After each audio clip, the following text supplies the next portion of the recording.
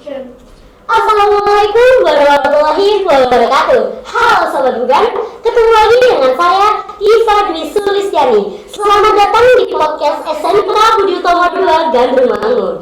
Kali ini saya tidak sendiri loh. Saya ditemani oleh pelatih LDDK dari Lapangan Cilacap. Ada pepatah mengatakan bahwa tak kenal maka tak sayang. Oleh karena itu, alangkah baiknya kita perkenalan dulu ya Pak ya. Boleh. Terima kasih. Sebelumnya perkenalkan, nama saya Letnan Laut PM Fajar Eko Febrianto. Saya berdinas di Denpom Kanal Cilacap. Sudah berdinas di Cilacap baru 9 bulan. Ya, kebetulan di sini saya diminta tolong oleh SMK Budi Utomo untuk melatih. Ya itu aja perkenalannya. Terus enaknya ya Pak, kita itu panggilnya saya itu panggilnya apa Pak? Biar lebih dekat gitu loh. Pelatih aja kali ya, karena saya lagi jadi berperan sebagai pelatih, mungkin pelatih aja lah. Kalau Oke. bapaknya terlalu formal banget ya. Pelatih Fajar. Ya. Oke. Kalau boleh tahu nih Pak, alamat Bapak itu aslinya di mana sih Pak? Oh iya, sorry.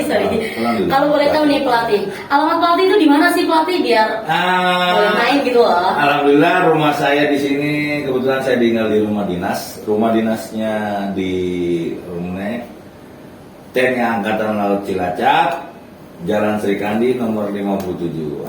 Kalau Mbak Diva mau mampir, silakan mampir, bawa kawan-kawan, Bu Guru atau Pak Guru. Insya Allah kami terima dengan pintu terbuka lebar. Oke. Terima kasih pelatih. Oke Sobat Bugan, untuk podcast kali ini kita akan membahas seputar LDDK bersama pelatih Fajar. Langsung saja nih pelatih, masuk ke pertanyaan pertama. Sebenarnya tugas dari Lanal itu apa sih pelatih? Kalau boleh tahu? Tugas dari Lanal itu ya selain menjaga NKRI, keutuhan NKRI, juga menjaga perairan, khususnya Lanal Cilacap itu perairan wilayah Cilacap. Gitu. Terus sebagai unsur pelayanan kapal-kapal perang yang datang sandar masuk ke wilayah perairan Cilacap gitu Mbak Diva. Oh, terus untuk kegiatan melatih LDDK tersebut, apakah termasuk ke dalam tugas Lanal? Kalau boleh tahu? Sebenarnya kalau pelatihan LDDK itu untuk tugas Lanal pokok itu tidak ada. Cuma itu kan permintaan dari sekolah, dari pihak sekolah yayasan meminta bantuan untuk ke Angkatan Laut melatih LDDK. Insya Allah Komandan Lanal Cilacap akan memfasilitasi dan membantu untuk memberikan pelatih-pelatih yang terbaik untuk membina adik-adik kita di sini. Berarti kapan aja dipanggil siap ya Pak? Insya Allah yang penting mungkin bersurat, ditembusi ke komandan kami akan melihat prioritasnya seperti apa. Kalau memang tidak ada lagi kesibukan di Angkatan Laut, mungkin akan bisa membantu untuk seperti pelatihan LDDK ini. Gitu. Oke.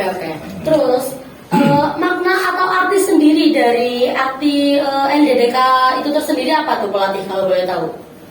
Kalau arti makna dari LDDK itu sendiri ya kan, LDDK itu kan latihan dasar disiplin korps ya kan? Iya. Karena ini yang dilatih korpsnya siswa, berarti kan kesiswaan ya kan? Maknanya banyak ya kan, seperti dilatihkan kedisiplinan, terusnya etika, attitude-nya mereka dilatih di situ biar lebih sopan ya kan.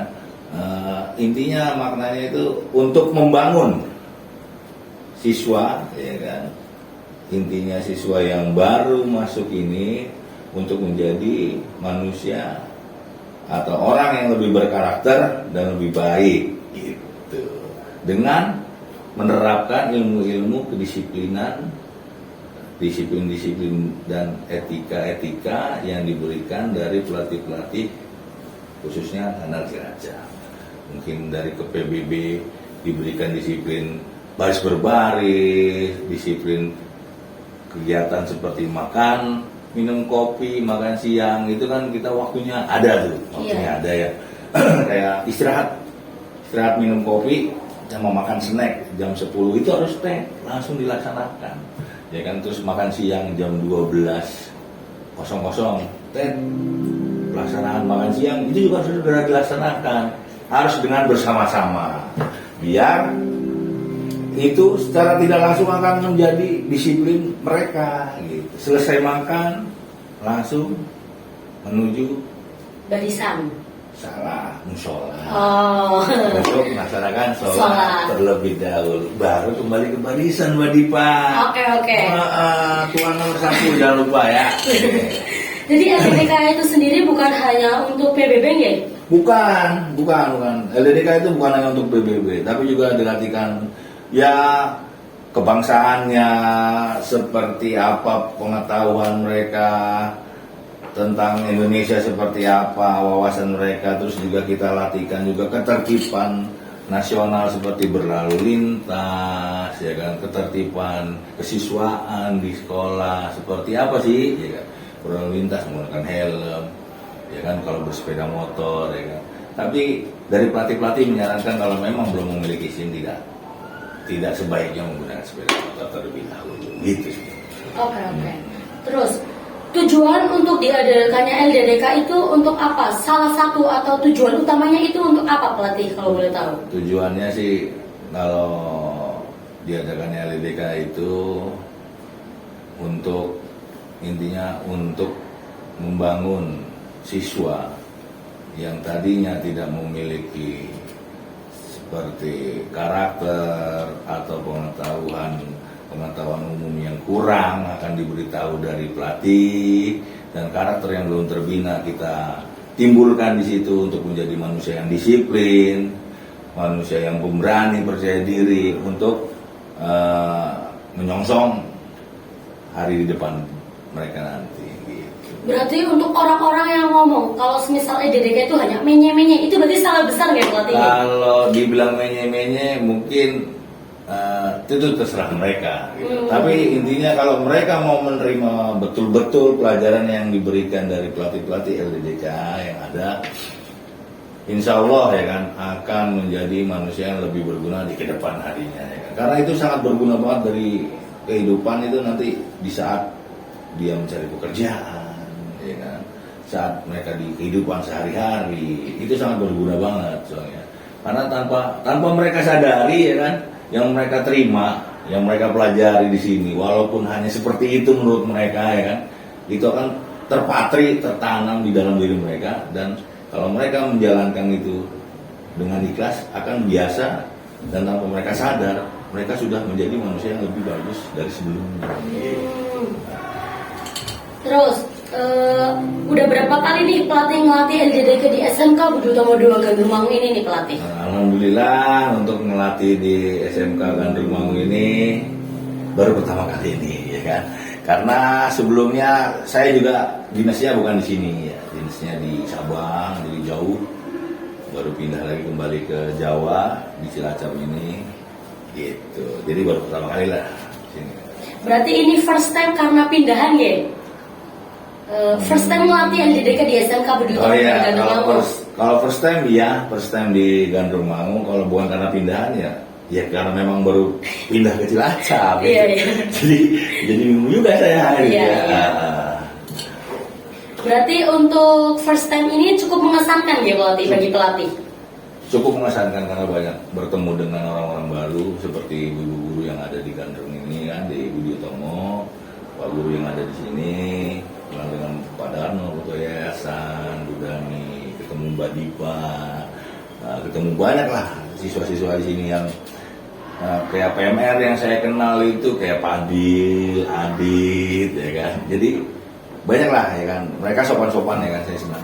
Tapi tahun lalu LDDK-nya terpatri. LDDK-nya, ya kan, berarti kan masuk ya di pikiran mereka ya. Iya. Dari situ kan Mbak Dipa sudah bisa melihat sendiri nih, ya kan, hasil didikan yang sebelumnya, kan gitu ya. Hasil didikan dari pelatih yang sebelumnya terlihat kepada siswa-siswa yang angkatannya berdipa, ya kan, terlihat kan punya attitude, ya kan, sopan santun, ketemu pelatih menyapa, tidak pergi, tidak takut, ya kan, bukan dihindari tapi didatangi, gitu, ya kan.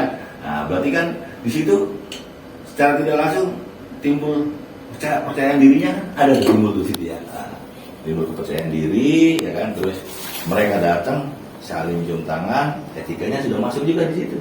Tanpa mereka sadari itu berjalan sendiri itu, ya kan? Itu tanpa diperintah, itu sudah berjalan sendiri karena yang diterapkan tahun lalu, yang lalu-lalu, ya kan? Yang diajarkan pelatih-pelatih itu, alhamdulillah masuk dan mereka ikhlas menerimanya, gitu.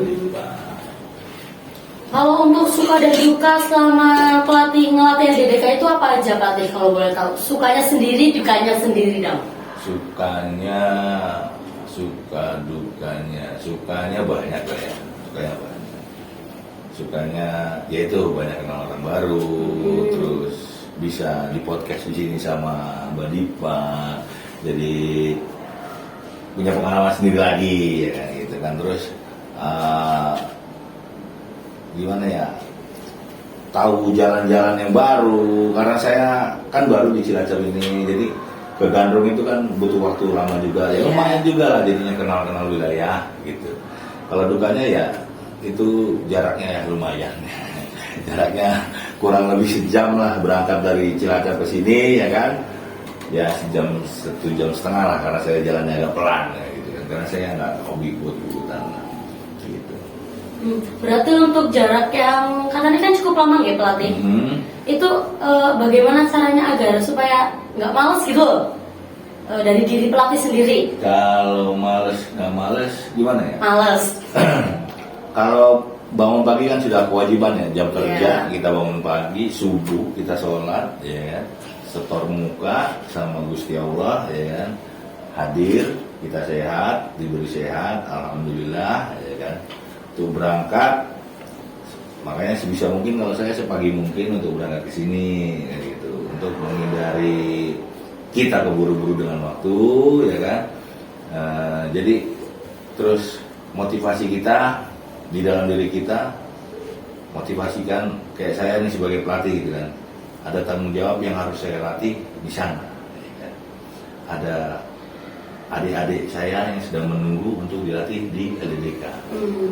Jadi itulah motivasi saya yang saya timbulkan untuk biar saya tidak malas untuk datang ke sini untuk melatih mereka, gitu kan. Ada tanggung jawab tersendiri yang harus saya lakukan agar tidak meninggalkan pelatihan ini, gitu. Oke. Terus alasan pelatih sendiri mau menjadi pelatih di SMK Budi Utomo II Gandrung itu, SMK Budi Utomo II Gandrung itu tersendiri apa itu pelatih? Alasannya yang pertama, satu ya, surat perintah. Ya. Kalau tentara itu surat perintah ya. Satu, surat perintah. Yang kedua, ya saya juga mau nyari pengalaman baru ya, seperti tadi ya kan. Ingin juga banyak mengenal orang lain, orang-orang yang belum saya kenal, yang mudah-mudahan mungkin kedepannya kita menjadi saudara kan kita nggak tahu, ya kan. Mungkin nanti Mbak Dipa, saya dinas lagi pindah di mana, ketemu sama saya, ya kan. Pelatih ingat saya, yang gitu kan jadi saudara juga secara tidak langsung, ya seperti itu. Terus, bagaimana tips mendisiplin siswa nih Pak? Soalnya pelatih, maaf ya. Iya. Bagaimana tips mendisiplin siswa nih pelatih? Soalnya ya, saya lihat selama kegiatan LDDK anak-anak itu patuh. Tapi untuk kedepannya mungkin kan beberapa anak mungkin ada yang patuh tapi ada yang tidak. Nah itu bagaimana caranya agar LDDK itu merekat di diri mereka gitu? Kalau mendisiplinkan ya tetap mungkin dengan cara pelatih sendiri lah, ya kan. Caranya tidak ada yang berbeda, ya kan. Cuman hanya ada, ya setiap pelatih memiliki caranya masing-masing. Ada yang dengan cara intervensi seperti dimarah-marahi, dibentak, ditakut-takuti akan dihukum. Tapi kan kalau menurut saya itu hanya akan berjalan pada saat pelaksanaan pelatihan ya. Iya. Tapi setelah pelatihan sudah tidak dilaksanakan lagi, mungkin itu akan hilang aja seperti tadi Mbak Dipa bilang. LDDK apa sih? Menye-menye kan gitu ya kan. Ya kalau dianggapnya menye-menye gitu, ya tidak akan masuk juga itu mendisiplinkan mereka gitu. Tapi kalau dari diri mereka sendiri sudah mau ikhlas menerima dan mau menjalani itu dengan suka rela untuk menerima pelajaran, ilmu yang diberikan oleh pelatih, ilmu yang diberikan guru-guru pembimbing, insya Allah sikap disiplin itu akan tumbuh sendirinya. Berarti itu tuh dirubah dari diri kita Dari sendiri. diri kita masing-masing terlebih dahulu untuk mau menerima. Karena gini ya kan, kita, Mbak Dipa, saya gitu kan, tidak akan berhasil menjadi seseorang tanpa adanya keinginan dari diri kita dulu. Iya benar. Tidak mungkin kita mau keluar dari rumah kalau enggak kita dari diri kita mau keluar kan kayak gitu. Dan seperti itu juga, hal-hal yang seperti itu juga tidak akan menjadi menerima ilmu-ilmu disiplin itu akan keterima dengan baik kalau mereka tidak mau membuka diri mereka. Kalau mau mereka membuka diri, saya pastikan ke depan mereka akan menjadi manusia yang lebih berguna. Karena itu kan berguna sekali untuk mereka mencari pekerjaan di kemudian hari gitu. Dari pelatih sendiri nih, pelajaran atau materi apa yang pelatih sampaikan kepada anak-anak di SMK Budi Utomo 2 Gandrumangung ini terkhususnya? Kalau sementara selama saya melatih di sini, kali hanya memberikan pengetahuan dasar PBB, ya, dasar PBB, terus materi etika seperti berbicara kepada orang yang lebih tua atau bu guru, ya kan, kepada gimana murid agar bisa lebih menghargai kepada orang-orang yang misalkan sedang memberikan pengarahan di depan gitu.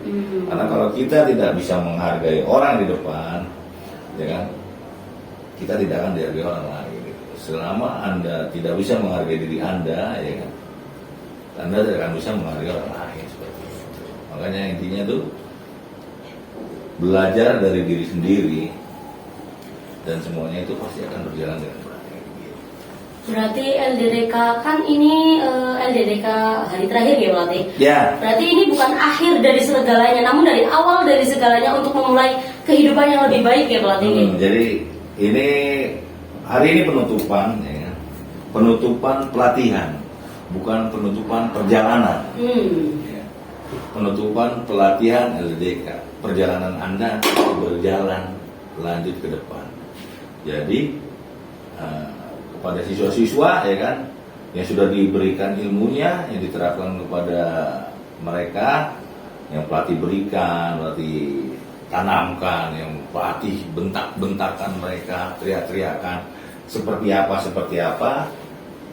Kalau mereka tidak bisa menerapkan itu di kemudian hari, mungkin mereka akan agak kesusahan lah.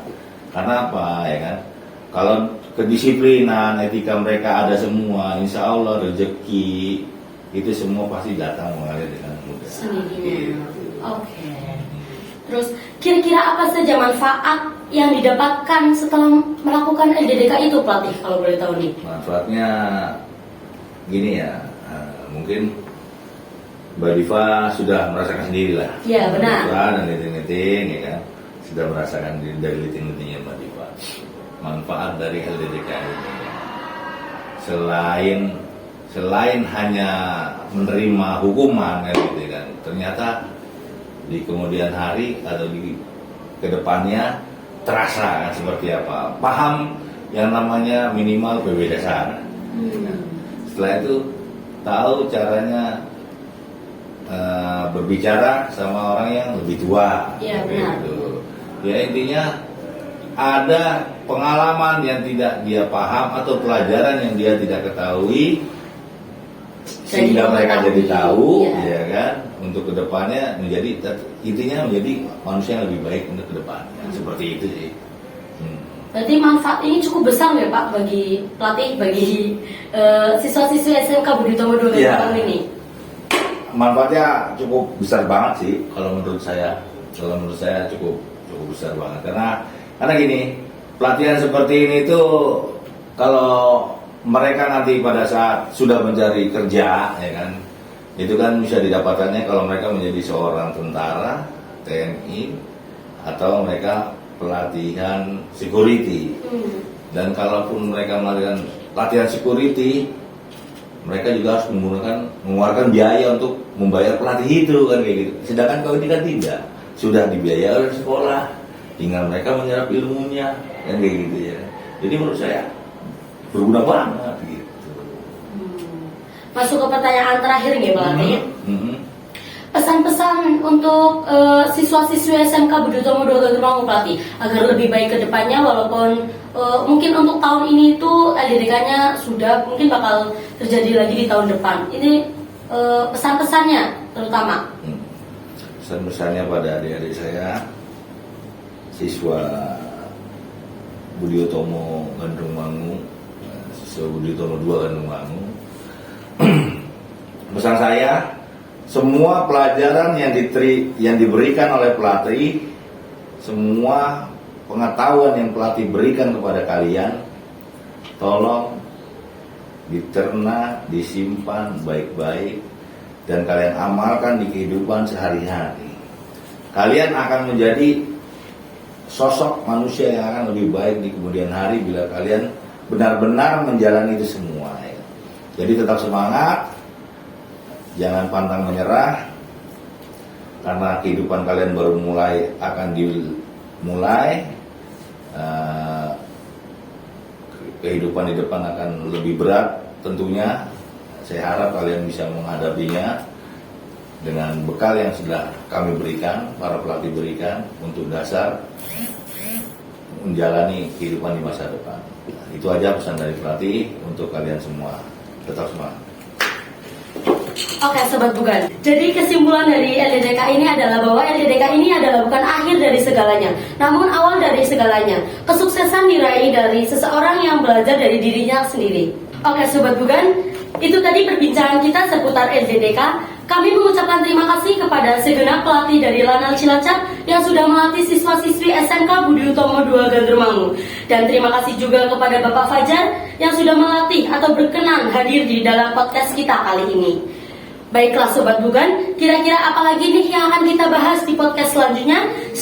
Tetap stay tune di podcast kita ya.